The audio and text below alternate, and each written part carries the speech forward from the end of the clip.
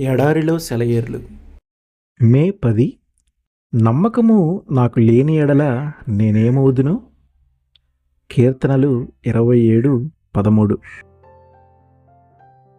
ఇలాంటి సందర్భాలలో మనకు కలిగే శోధన ఎంత అపారం! మన జీవితంలో భరించరాని క్షోభలు, ఎడబాట్లు కలిగినప్పుడు మన ఆత్మ ఎంత కృంగిపోతుంది, విశ్వాసం ఎంత చెల్లించిపోతుంది, హృదయం ఎంత కలవరపడుతుంది. ఇక నేను తట్టుకోలేను, ఈ పరిస్థితులు నన్ను కృంగదీస్తున్నాయి, నేనేం చేయాలి? విసుగు చెందవద్దంటున్నాడు దేవుడు. కానీ కష్టాలకు సొమ్మసిల్లిపోయే పరిస్థితి వచ్చినప్పుడు ఎవరు మాత్రం ఏం చేయగలరు? అసలు ఎవరైనా స్పృహ తప్పబోతున్నప్పుడు ఏం చేస్తారు? ఎవరూ ఏమీ చేయలేరు. నీ శరీరం నీ స్వాధీనంలో ఉండదు. స్పృహ తప్పే ముందు నీకు తోడుగా నిలబడ్డ నీ స్నేహితుడి భుజాల మీద ఆనుకోవటానికి ప్రయత్నిస్తావు, వాలిపోతావు, విశ్రాంతి తీసుకుంటావు. నువ్వు నేల మీద పడకుండా అతను నిన్ను పట్టుకుంటాడన్న నమ్మకంతో అతన్ని ఆనుకుంటావు. మనం శ్రమల్లో శోధింపబడి సొమ్మసిల్లినప్పుడు ఇంతే.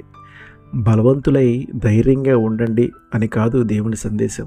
ఎందుకంటే మన బలం, ధైర్యం మనల్ని విడిచి వెళ్ళినాయని ఆయనకి తెలుసు. ఆయన మృదువుగా పలికే మాట ఒక్కటే, ఊరకుండండి, నేను దేవుడినని తెలుసుకోండి. భక్తుడైన హడ్సన్ టేలర్ తన అంతిమ దినాల్లో శారీరకంగా నీరసించిపోయిన స్థితిలో ఒక మిత్రుడికి ఇలా రాశాడు: కలం పుచ్చుకొని రాయలేనంత బలహీనంగా ఉన్నాను. బైబిల్ని చదవటానికి కూడా శక్తి లేదు, ప్రార్థన కూడా చేయలేను. నేను చేయగలిగినదల్లా దేవుని చేతుల్లో పసిపాపలాగా పడుకొని ఆయన మీద నమ్మకం ఉంచటమే. ఈ భక్తవరేణ్యుడు తనలో ఉన్న ఆత్మ తీవ్రతను, శారీరకమైన నీరసం, అవస్థలు మబ్బులాగా కమ్మిన వేళ నిశ్చింతగా దేవుని చేతుల్లో వాలిపోయి నమ్మకం ఉంచాడు.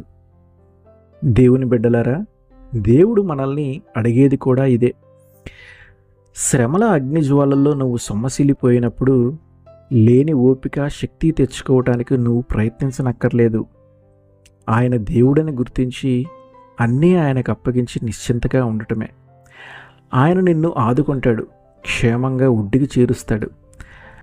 మనం ఎంత గాఢంగా సొమ్మసిల్లితే దేవుడు అంత శక్తినిచ్చి మధురామృతాన్ని మనకి తాగనిస్తాడు. ధైర్యము తెచ్చుకొని నీ హృదయమును నిబ్బరంగా నుంచుకొనుము. కీర్తనలు 27:14. నిబ్బరంగా ఉండు, మోసగించలేదు దేవుడు. ఇంతకు ముందెన్నడూ ఎందుకు విడనాడాడు? నేడు తన రెక్కల నీడ నీకు ఆశ్రయమని పలికాడు. దొరికేను నీకు క్షేమపు గూడు, తీయని పాట హాయిగా పాడు. ఆమెన్.